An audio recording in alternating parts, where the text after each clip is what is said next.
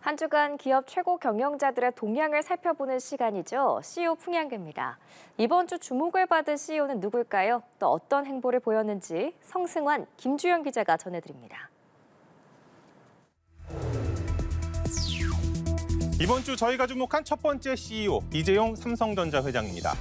재계 안팎에서 불거진 경영 위기론에 맞서고 있는 이 회장은 최근 고 이병철 삼성 창업회장의 37주기 추도식에 참석했습니다. 사실 재계에서는 지난해 이 회장이 재판 일정과 겹쳐서 추도식에 불참했던 만큼 올해는 실적 악화를 타개할 메시지를 내놓지 않을까 이처럼 기대를 했습니다만 별다른 메시지는 없었습니다. 이 회장은 2년 전 아버지 고 이건희 선대회장 2주기 추도식 당시 사장단에게 지금은 더 과감하고 도전적으로 나서야 한다며 어렵고 힘들 때일수록 앞서 준비해야 한다고 주문한 바가 있습니다.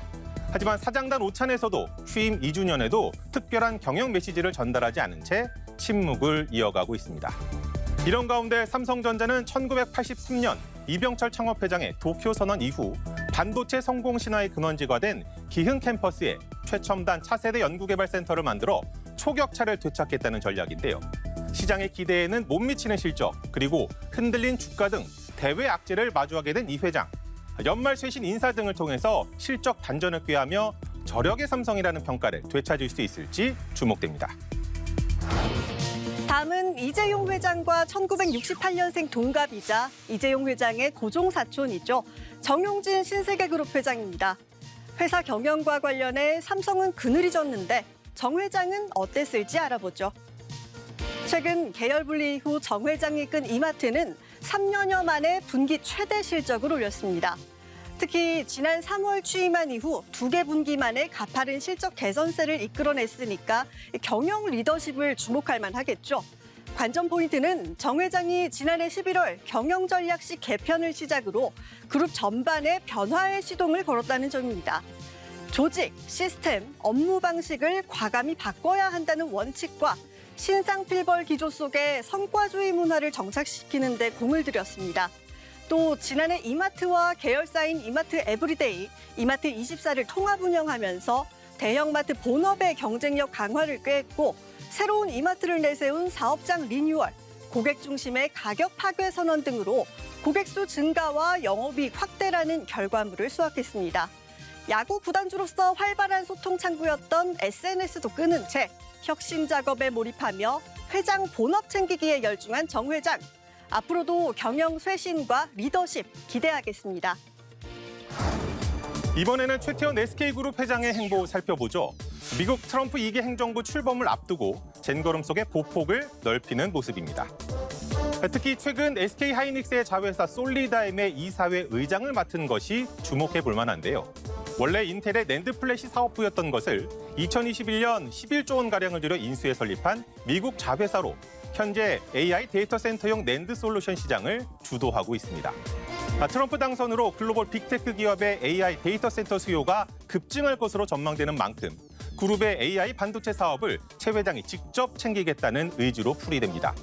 물론 트럼프 행정부가 반도체 보조금 축소나 폐지를 저울질하고 있다는 점은 분명한 위협 요인이겠죠. 내년 에이펙 CEO 서밋 의장직을 맡으면서 광폭 행보를 이어가고 있는 최 회장. 위기 관리를 통해서 기회를 극대화할 수 있을지 주목해 보겠습니다. 이번 주 마지막 CEO 김승현 한화그룹 회장입니다. 그룹의 방산자 회사인 한화에어로스페이스 회장을 겸직하게 됐는데 역시 다분히 트럼프 2기 행정부에 대비한 조치로 풀이됩니다. 김 회장은 그동안 오너 3세들이 경영 전면에 나서면서 한 발 물러나 지원 사격을 하는 형국이었는데요. 트럼프 당선인이 한국조선과 방산에 러브콜을 보내자 그룹 핵심 계열사의 수장을 맡으며 직접 발벗고 나섰다는 해석이 나옵니다. 특히 김 회장은 트럼프 측근으로 분류되는 에드윈 퓰러 미국 헤리티지 재단 회장과 40여 년째 우정을 이어오고 있는데요.